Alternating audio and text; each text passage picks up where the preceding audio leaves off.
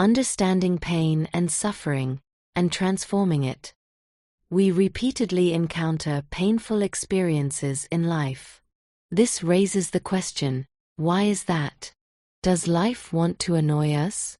Or is there a deeper purpose, a lesson, a message? Not all suffering we experience is caused by us. There is also collective suffering, such as in Libya after the government was overthrown by external powers. And there is also collective joy that is not caused by us, for example when we live in a rich, stable country. But everything we cause through our thoughts, words and actions, we will also experience and learn from, so that we can grow and develop, not as a punishment. If we consider the basic law of the cosmos, then we are here in a school of the soul. Experiences, especially painful ones, want to tell us something. They challenge us to develop and mature. Why suffering is often necessary. Pain directs our attention to where something is out of balance. It asks us, what needs to change so that healing can happen? Change requires energy, and sometimes a certain amount of pressure. Without suffering, we are often unwilling to let go of familiar patterns. But when we allow ourselves to engage, we gain, and develop further, rising to a higher level. Pain shows us that there is something that still needs to heal, that is not yet in harmony. Relationships as a school of love. Relationships are particularly prone to hurt. Perhaps because we ourselves, consciously or unconsciously, have hurt someone at some point. How could life show us this more clearly than by letting us feel pain ourselves?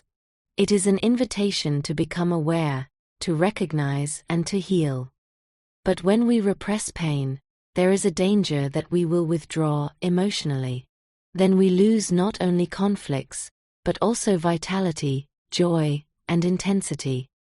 Because the other person is our friend or teacher. What does it have to do with me? What annoys me about the other person? That's why it's important to find ways to process it. Write a journal to organize your thoughts and feelings. In doing so, I also worked through and filed away old issues. The most effective way to do this is to allow yourself to feel the emotions, to go back into the pain. Tears are like a shower that washes away the dirt.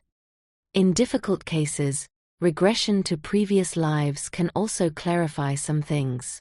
Or ayahuasca under the supervision of professionals. Or write down issues on pieces of paper and burn them with inner guidance. Take walks in nature to process issues internally. Pray or meditate to connect with your higher self. Here you can say anything, without judgment. Talking to people you trust. Sharing your feelings is always a form of processing. The higher self as a companion. Every person has a higher self, regardless of religion.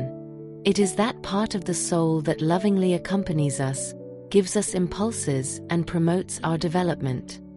We can find clarity in dialogue with this inner teacher. Sometimes praying for others also helps, even if direct contact seems impossible. In conflicts, such as inheritance disputes, we can address our concerns to the higher self of the other person. May he or she be open to a good compromise. The other person always retains their freedom, but the possibility is brought to their consciousness. This reveals the depth of Jesus' words, "Love your enemies." For they are often our greatest teachers. They point out our own shadows. And when we send them love anyway, we change the situation. Love is the strongest force in the universe. It transforms not only the other person, but also ourselves. The law of cause and effect. This sheds new light on the law of resonance, the law of karma. It is not a punitive law, but a principle of growth.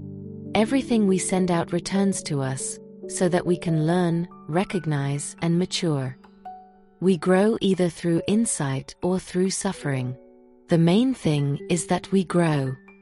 Love as the highest discipline. The highest practice on this path is unconditional love. Those who have children experience it again and again. A love that endures, even when challenged. This love is the crown of our development. It is the force that leads us into the light. Suffering is not a meaningless thorn in life, but a call for transformation.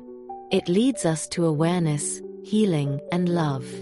And when we accept suffering with this attitude, it becomes a gateway to vitality. A suffering calls for powerful attention, not endless circling. A pain is a teacher. Those who listen to it find healing. A transformation begins when I have the courage to face the pain. It is not the pain that makes us powerless, it is holding on to it. A suffering shows us what needs to mature. Love transforms what needs to be healed. The higher self knows paths that my mind cannot see. A powerlessness holds opportunity, surrender to a higher level, and miracles happen. A suffering is not an enemy, but a gateway. Those who are ready to grow pass through it. A pain is the call of the soul. Become who you are. Forgiveness and love are the keys that transform suffering into light.